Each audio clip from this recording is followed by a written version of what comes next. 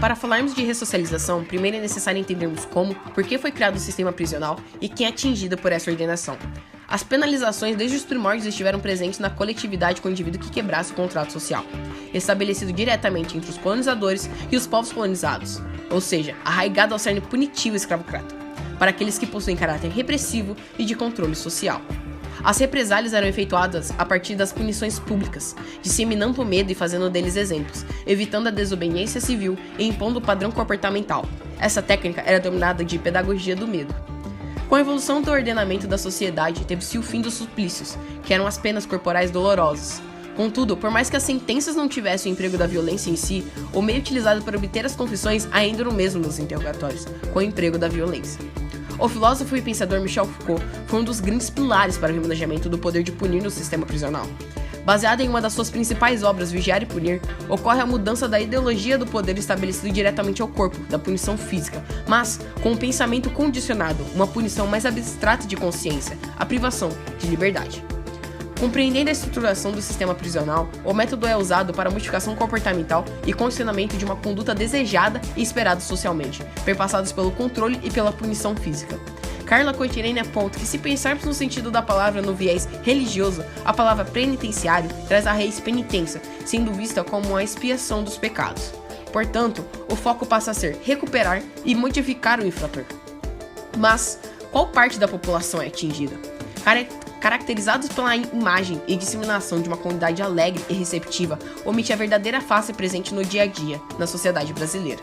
Mascarados da bondade, oculta a escancarada violência presente no cotidiano, em que mais de 30 mil jovens são mortos no país, sendo desses 23 mil jovens negros, onde 57,6% dos acusados na vara criminais são negros, em que 68% da população carcerária é negra.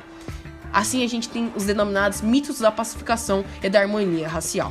Deixados à margem da população devido ao contexto histórico passado e escravocrata, a população negra enfrenta um problema que perfaz há séculos, a luta pela sobrevivência, seja nas prisões ou nas ruas da favela.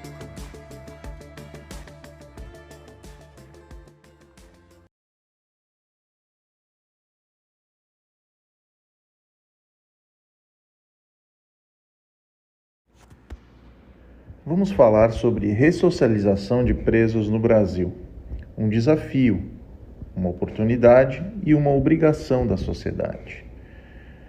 Como diz o filósofo John Rawls, os homens aceitam dividir o destino de cada um deles.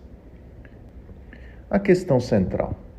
No Brasil, vemos na pena os resultados de prevenção ou de ressocialização. A tão esperada liberdade, ao término de suas penas, espera-se que os presos estejam prontos para recomeçar. É possível que os presos demonstrem verdadeiro arrependimento e vontade de lutar ao lado e em prol da sociedade que os puniu? Vamos lá. Qual é o objetivo principal do processo e das penas? A ressocialização do condenado. Como? A sociedade deveria incentivar que o preso resgatasse a vontade de viver, o trabalho e ensinar o sentido de responsabilidade, o respeito aos outros e a si mesmo. Vejam que, no Brasil, há uma previsão legal no artigo 1º da Lei de Execução Penal. Lei número 7.210 de 84. A execução penal tem por objetivo efetivar as disposições de sentença ou decisão criminal e proporcionar condições para a harmônica integração social do condenado e do internado. Pela previsão legal, conseguimos concluir que tudo funcionaria em perfeita harmonia e o preso seria reintegrado com sucesso. Mas na prática é o inverso. A prisão não parece ter sido medida de ressocialização. Os direitos fundamentais do preso oferecem diversas previsões no sentido de garantir a manutenção e observância dos direitos mínimos das pessoas que são encarceradas. A Declaração Universal dos Direitos Humanos, a Declaração Americana de Direitos e Deveres do Homem, a Resolução da ONU, que prevê regras mínimas para o tratamento do preso, e tantas outras. E os nossos estatutos normativos são considerados em nível mundial os mais completos, avançados e democráticos, tendo por base o princípio da humanidade.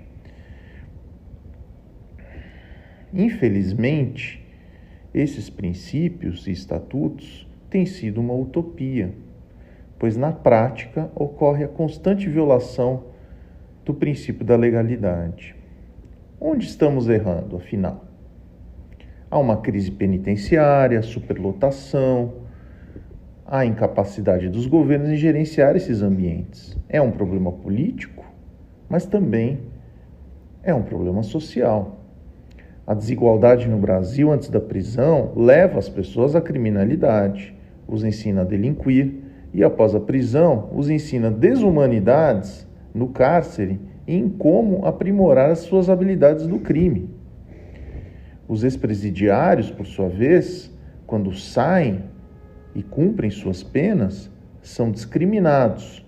A sociedade tem medo e os apenados não se sentem capazes de agir de forma diversa, ou pela falta de autoconfiança e preparo, ou porque não tiveram oportunidades e não encontram elas na sociedade. Eles não conseguem empregos, pois não são mais considerados pessoas comuns.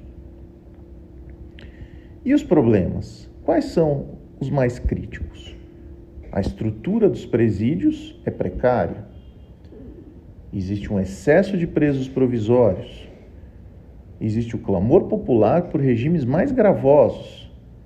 O incentivo da mídia, que coloca nas pessoas a sensação de que punir mais tornaria a sociedade mais segura.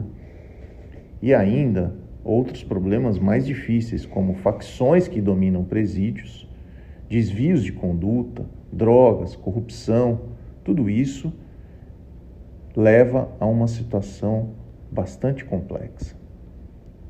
O principal termômetro, se o nosso sistema funciona ou não, é a reincidência. Os dados do CNJ mostram que 42% dos ex-presidiários voltam a praticar crimes. Isso é um número elevadíssimo. O Brasil é o 11º país mais inseguro do mundo, de acordo com o Índice de Progresso Nacional. É certo que o Estado, através do sistema prisional, não consegue cumprir o papel de ressocializar. O índice de reincidência é de aproximadamente 70%, ou seja, 7 em cada 10 presos que deixam o sistema prisional voltam ao crime. Para o sociólogo Almir de Oliveira, do IPEA, é importante estabelecer um perfil do reincidente para investir em políticas públicas mais efetivas. Existem as pessoas que simplesmente passam pela justiça e aquelas que realmente sobrecarregam o sistema. E a tendência do reincidente é continuar reincidindo, de modo que é preciso ter um trabalho mais intenso e cuidadoso do Estado com quem está nessa situação. Ou seja, temos que olhar cada situação como única e tratá-la como especial para que a gente possa conseguir resolver realmente o problema. Algumas reflexões que são importantes. As prisões estão cumprindo seu dever conforme a lei de execução penal? Por que não reconhecer a necessidade de debater com a sociedade o que esperamos das unidades prisionais? Quais devem ser os resultados como instituições de caráter educativo? Bem, se o dinheiro do contribuinte é aquele que mantém essas unidades prisionais, de que forma se pode reverter essa situação com a participação da sociedade? Se no curto e médio prazo não trabalhamos com a possibilidade de abolição das unidades prisionais, Como então administrá-las sem violar os direitos humanos dos reclusos? São questões importantes. Há caminhos, e alguns deles já estão em prática.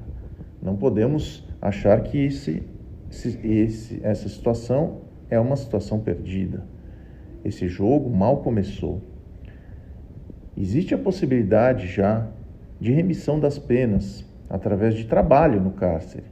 Dessa forma, o preso iria recompensar o Estado, seria menos ocioso e sairia da prisão capacitado.